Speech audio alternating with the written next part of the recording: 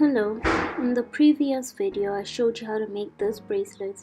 Now I'm going to show you how to add a cluster of pearls to it if you want, so keep watching. Please don't forget to subscribe.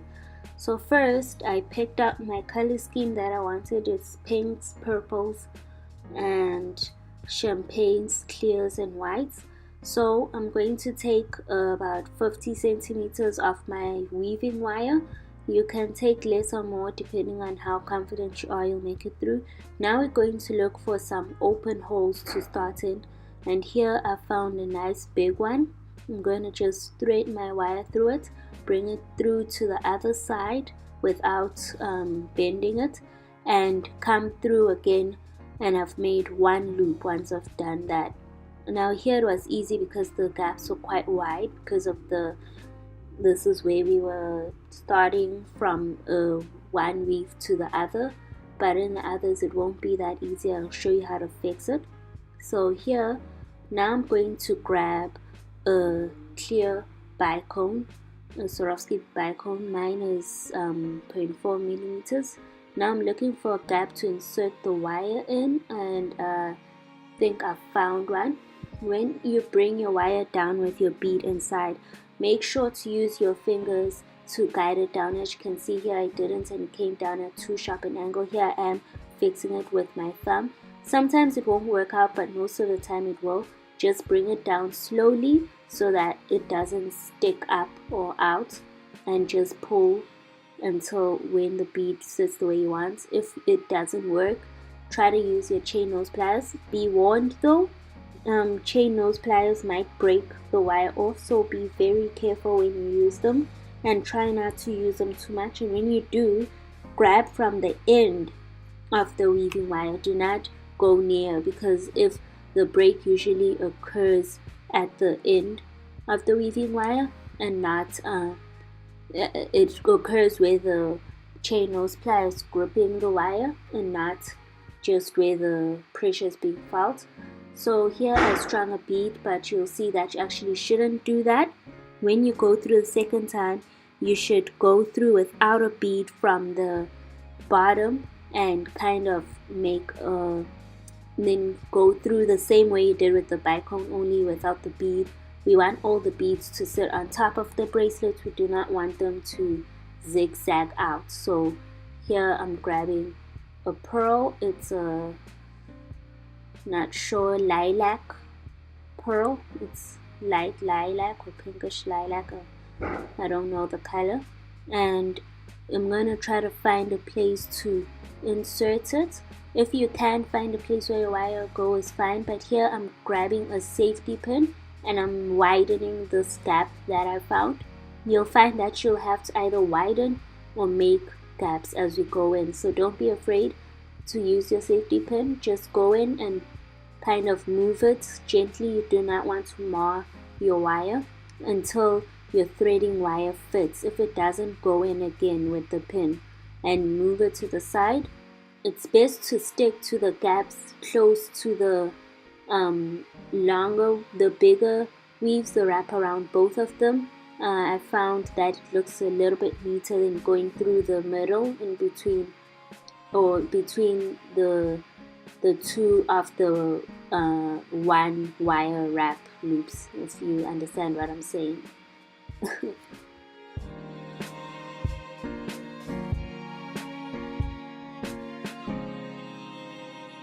Now I'm going to continue to do that. Remember, after you've strung one bead in, go in from the bottom and come out the top.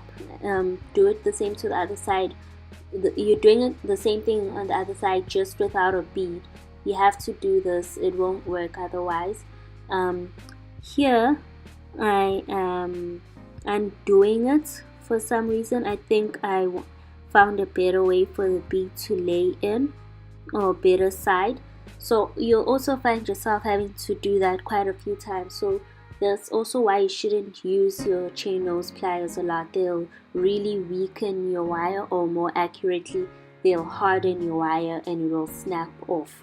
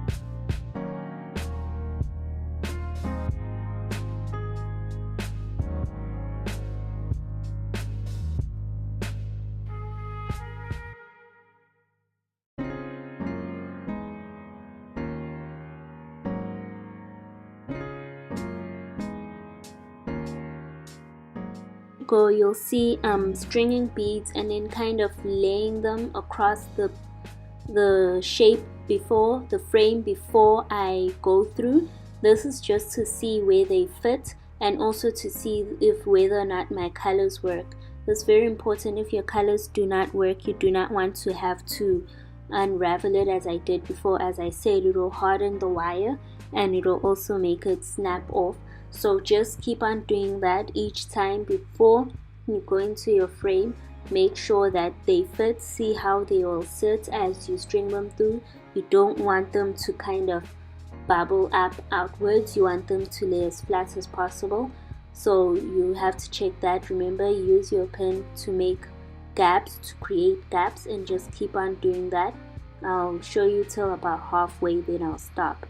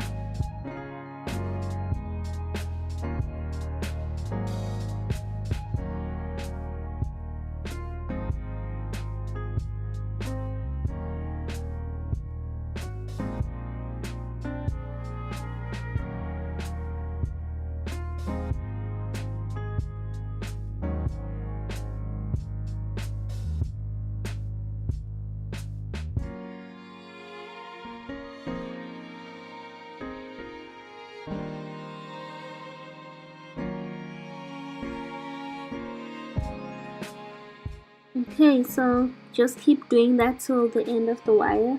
Use different sized different sized beads to make your cluster look better, more pronounced, more bubbly. I like to call them the bubble bracelets. And again, here I've straightened it out. If you want to do something different, remember to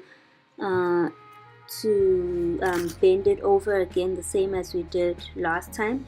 Thank you for watching. Don't forget to like, comment, and subscribe, and I'll see you next week with a new tutorial. Goodbye.